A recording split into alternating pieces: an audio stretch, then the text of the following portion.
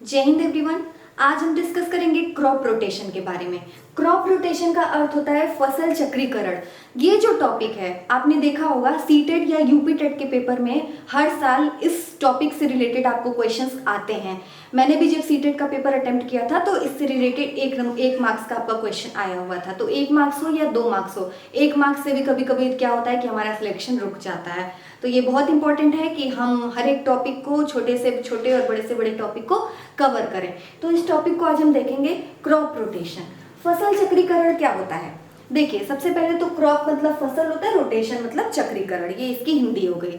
Actually हमें जैसे हमारी बॉडी को न्यूट्रिएंट्स की आवश्यकता होती है, पोषक तत्वों की, जैसे कार्बोहाइड्रेट है, प्रोटीन है, वाइटामिन्स हैं, मिनरल्स हैं, इन सभी चीज़ों की जो आवश्यकता होती है, आयरन वगैरह की, उसी तरीके से जो प्लांट्स होते हैं उनको भी कई सारे न्यूट्रिएंट्स की आवश्यकता होती है। प्लांट्स भी ग्रो करते हैं, वो भी लिविंग थिंग्स हैं, जीवित कहे जाते हैं, तो उनको भी न्यूट्रिएंट्स की आवश्यकता होती है उनकी ग्रोथ के लिए और उनके डेवलपमेंट के लिए, सभी चीज़ों के लिए। तो उनको वो सभी न्यूट्रिएंट्स कहाँ से मिलते हैं? हमें तो वो सभी न्यूट्रिएंट्स हमारे फूड प्रोडक्ट जो हम भोजन या खाना खाते हैं उससे हमें मिल जाते हैं, और वो फूड आपका किससे रिलेटेड है? वो भी हमें प्लांट से ही मिलता है। तो प्लांट से तो हमें मिल गया, बट प्लांट्स को भी ग्रो करने के लिए जरूरी है। अब उनको वो न्यूट्रिएंट्स यानी कि पोषक तत्व कहाँ से मिलते हैं? मिट्टी से। कहाँ से मिलेंगे? मिट्टी से, उनकी जड़ों से। ठीक है, तो प्लांट्स एक्चुअली करते क्या है, उनको मिट्टी से सभी प्रकार के पोषक तत्व मिल जाते हैं। नाइट्रोजन एक पोषक तत्व होता है जो कि हमारे एटमॉस्फेयर में अवेलेबल है। तो क्या करता है, प्लांट्स भी मतलब प्लांट्स को नाइट्रोजन की भी बहुत ज़्यादा आवश्यकता होती है।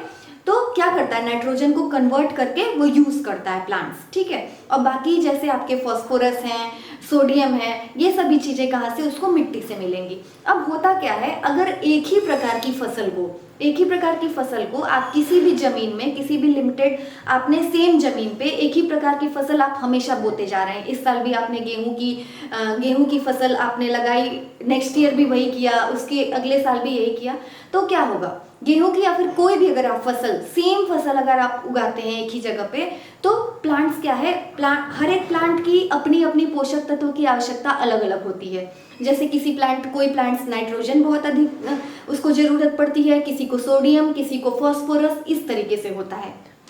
तो अगर आप सेम प्रकार की फसल लगाते हैं, हर साल अगर आप वही करते हैं, तो क्या होगा, वो जो न्यूट्रिएंट है, पोषक तत्व है, उसमें मिट्टी में से उस पोषक तत्व की कमी हो जाती है, क्योंकि वो प्लांट्स हर साल वही पोषक तत्व यूज करेगा, और धीरे धीरे क्या होगा, मिट्टी में से वो पोषक तत्व की बिल्कुल कमी आ जाएगी, और वो जो जमीन होती है धीरे धीरे उसकी उपजाऊ, जो फर्टिलिटी होती है सॉइल की, जो उपजाऊ क्षमता होती है, वो कम हो जाती है, और फिर जितना हमें मिलना चाहिए फसल, जितना हमें आउटपुट मिलना चाहिए, वो नहीं मिल पाता है।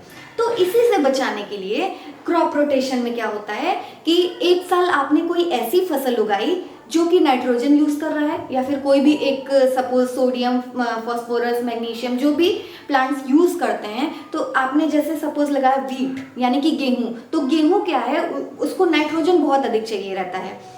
तो आपने अगर एक साल गेहूं लगाया, उसने नाइट्रोजन मिट्टी से प्रॉपर मात्रा में लिया, ठीक है। अब नेक्स्ट ईयर आप अगर कोई दलहनी फसल लगाते हैं यानी कि लेग्यूम्स लगाते हैं, जैसे आपने दाल, अरहर की दाल है, बीन्स हैं और मटर है, चने हैं, मतलब ये सारी फसलें दलहनी फसल कहलाती हैं। तो अगर आप अगले साल वो सारी फसल लगाते हैं, तो वापस से क्या होता है, जो नाइट्रोजन की कमी है वहां पे उसकी पूर्ति हो जाती है। ठीक है, एक्चुअली होता क्या है कि ये जो आपके दलहनी फसल होते हैं वो नाइट्रोजन मतलब बहुत ज्यादा, उनकी नोड्यूल्स होते हैं बीच बीच में, वो क्या करते हैं, वायुमंडल से नाइट्रोजन लेकर के उसको कन्वर्ट कर देते हैं नाइट्रेट्स में। और वो नाइट्रेट्स, देखिए प्लांट क्या है, डायरेक्ट ऊपर से हमारे वायुमंडल से नाइट्रोजन यूज नहीं कर सकता है, उसको नाइट्रेट्स की जरूरत होता है, नाइट्रोजन के दूसरे फॉर्म की। तो ऐसी कुछ ही फसल होती हैं जो कि नाइट्रोजन को नाइट्रेट्स में कन्वर्ट करती हैं। तो जितनी भी आपकी दलहनी फसलें होती हैं वो क्या करती हैं, नाइट्रोजन को बदल देती हैं नाइट्रेट्स में, और जो आपकी सॉइल में है यानी कि मिट्टी में वापस से नाइट्रोजन की मात्रा आ जाती है। तो इस तरीके से जो हमारे मिट्टी में जो अलग प्रकार के पोषक तत्व होते हैं उनकी कमी नहीं होती है। और यही चीज अगर आप बार बार मतलब आपने गेहूं ही उगाते गए हर साल अगर आप यही कर रहे हैं, तो धीरे धीरे ये कंडीशन भी आ सकती है कि जो लैंड है, जो भूमि है, वो बंजर भी बन जाती है।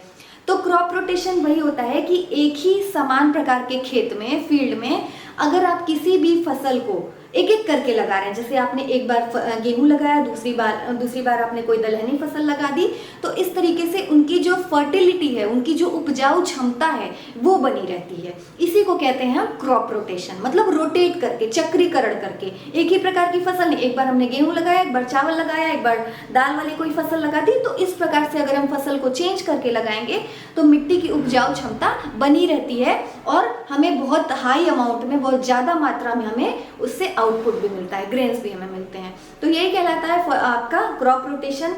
दो चीज़ें हैं जो हमें याद रखनी है, एक होता है मैन्योर, ये आपको एग्जाम में ये भी पूछता है मैन्योर, दूसरा होता है फर्टिलाइजर्स। देखिए, मैन्योर का अर्थ होता है खाद और फर्टिलाइजर का अर्थ होता है उर्वरक। अब दोनों में अंतर क्या है? मैन्योर जो है आपका नेचुरल चीज है, यानी कि ये जो है एनिमल्स और एनिमल्स के जो वेस्ट वगैरह होते हैं, जो गोबर आपने सुना होगा, या फिर जो आपके घर के जो छिलके, इस जितने भी ऑर्गेनिक चीजें, कार्बनिक पदार्थ होते हैं, अगर उसको क्या किया जाता है, खाद बनाया जाता है। गांव में आपने देखा होगा गोबर से खाद बनती है, तो उसको लोग क्या करते हैं, एक मतलब उस खेत वाले एरिया में इस खाद को डाल देते हैं। इससे देखिए मिट्टी को वो पोषक तत्व तो नहीं मिलेंगे, क्योंकि मैन्योर में बहुत ज्यादा वो नाइट्रोजन, आपका फास्फोरस, मैग्नीशियम नहीं होता है, ठीक है। लेकिन इसको करने से होता क्या है कि मिट्टी की फर्टिलिटी, उपजाऊ क्षमता बढ़ जाती है। और दूसरा ये है कि पानी को होल्ड करने की, ये क्या करता है, जो पानी होता है उसको होल्ड करने की कैपेसिटी बढ़ जाती है। अगर खेत में पानी डालते हैं तो मिट्टी क्या होता है, उसकी क्षमता इतनी बढ़ जाती है कि वो ज़्यादा से ज़्यादा पानी को होल्ड कर सकता है, ठीक है। तो ये मैन्योर होता है, लेकिन इसमें बहुत ज़्यादा मात्रा में मैन्योर की जरूरत पड़ती है, क्योंकि बहुत कम अमाउंट में आपको इसमें नाइट्रोजन वगैरह मिलेगा।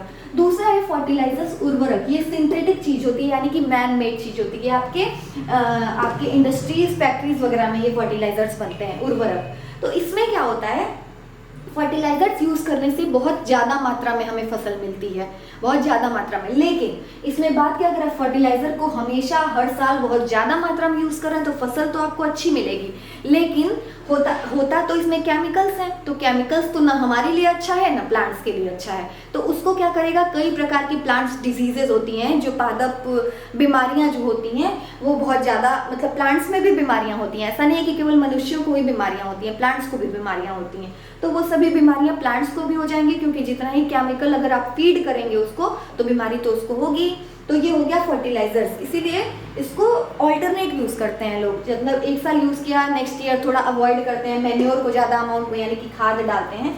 तो ये दो चीज़ें हैं जो कि आपको याद रखनी है। फायदा क्या है क्रॉप रोटेशन का, सॉइल की उपजाऊ क्षमता को, फर्टिलिटी को बढ़ाना, ताकि जो हमारे ज़्यादा अमाउंट में हमें क्या मिल सके, हमारा आपको क्रॉप्स मिल सके, फसल मिल सके, और उसमें मिट्टी में पोषक तत्वों की कमी ना हो, हमारी भूमि बंजर ना बन जाए।